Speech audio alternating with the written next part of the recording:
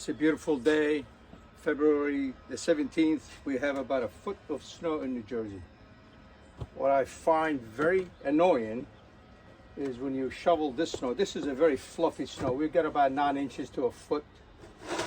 You know, you pick it up, toss it. Most of the snow sticks to it. Bang it, pick it up, toss it. The snow is always stuck on the shovel. One little easy trick to help you with this stuff is get it cleaned. We're going to take all the snow off the shovel and we're just going to spray a little bit of W40 on this. Make sure you cover the entire shovel.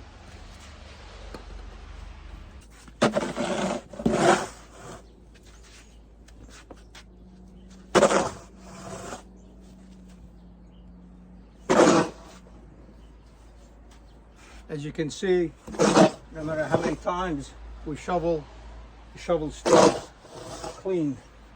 Nothing sticks to it.